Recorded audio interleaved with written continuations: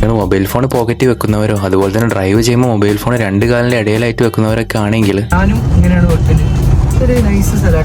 നിങ്ങൾക്ക് ഭാവിയിൽ കുട്ടികളുണ്ടാവാനുള്ള ചാൻസ് വളരെയധികം കുറവാണ്. ഈ വീഡിയോ നിങ്ങളെ പേടിപ്പെടുത്താനോ ഒന്നും അല്ല, ഒരു ഇമ്പോർട്ടൻറ്റ് ഇൻഫർമേഷൻ ഷെയർ ചെയ്യാനാണ്. നമ്മുടെ കയ്യിലുള്ള ഈ മൊബൈൽ ഫോൺ 24 മണിക്കൂറും റേഡിയോ ഫ്രീക്വൻസി എന്ന് പറയുന്ന റേഡിയേഷൻ പുറത്തുവിടുന്നുണ്ട്. കുറെ സ്റ്റഡീസ് പറയുന്നതും പ്രൂവ് ചെയ്യുന്നതൊക്കെ ഈ റേഡിയേഷൻ ഹ്യൂമൻ സ്പേം ലൈഫിനെ നെഗറ്റീവായിട്ട് ബാധിക്കാനും അതുപോലെ തന്നെ സ്പേമിന്റെ DNA ഫ്രാഗ്മെന്റേഷൻ ഒക്കെ സംഭവിക്കാനുള്ള ചാൻസ് ഉണ്ട് എന്നാണ്. ഹ്യൂമൻ ടെസ്റ്റിക്കിൾസ് എന്ന് പറയുന്ന ഒരു ഓർഗന് മേൽ ബോഡിയുടെ പുറത്തായിട്ടുള്ളതിനൊരു കാരണമുണ്ട്. സ്പേം ഒക്കെ പ്രൊഡ്യൂസ് ചെയ്യണമെങ്കിൽ അതിന് പ്രത്യേകിച്ച് ഒരു കൂൾ ടെമ്പറേച്ചർ വേണം. നമ്മൾ നോർമൽ ഹ്യൂമൻ ബോഡി ടെമ്പറേച്ചർ അതിന് പറ്റില്ല. അതുകൊണ്ടാണ് ചുരുക്കി പറഞ്ഞ ടെസ്റ്റിക്കിൾസ് ഹ്യൂമൻ ബോഡിയുടെ പുറത്തായിട്ടുള്ളതിന് കാരണം. ആൻഡ് നേരത്തെ പറഞ്ഞ റേഡിയോ ഫ്രീക്വൻസി റേഡിയേഷൻ നമ്മുടെ പോക്കറ്റിൽ നിന്ന് വരുന്നത് കൊണ്ട് തന്നെ നമ്മുടെ ടെസ്റ്റിക്കിൾസിന് അടുത്തായത് കൊണ്ട് തന്നെ അതിനെ ചൂടാക്കാൻ തുടങ്ങും. അപ്പോൾ സ്പേമിന്റെ ക്വാളിറ്റിയും ഹെൽത്തും ഒക്കെ നല്ല രീതിക്ക് കുറയാൻ തുടങ്ങും. കേരളത്തിന്റെ ബർത്ത് റേറ്റ് എന്ന് പറയുന്ന ഒരു ഡാറ്റ 36% 10 വർഷത്തിനിടെ കുറഞ്ഞിട്ടുള്ളത്. സോ ഈ പറഞ്ഞൊരു സ്റ്റഡീസിനൊക്കെ പറ്റി നിങ്ങൾക്ക് സംശയം ഉണ്ടെങ്കിൽ നിങ്ങൾക്ക് ജസ്റ്റ് ഫോളോ ചെയ്ത് ലിങ്ക് ഒന്ന് കമന്റ് ചെയ്താൽ മതി, ഞങ്ങൾക്ക് അയച്ചു തരാം. സോ ഈ ഒരു പ്രോബ്ലത്തിന് സൊല്യൂഷൻ ആയിട്ട് സിമ്പിൾ ആണ്. നിങ്ങൾ ഫോൺ എപ്പോഴും ഫ്രണ്ട് പോക്കറ്റിൽ ഇടാതെ നോക്കുക. പറ്റുന്ന സമയത്തൊക്കെ ബാക്ക് പോക്കറ്റിലോ അല്ലെങ്കിൽ കയ്യിൽ പിടിക്കാൻ നോക്കുക. അതുപോലെ തന്നെ ബാഗിലോ അങ്ങനെ വേറെ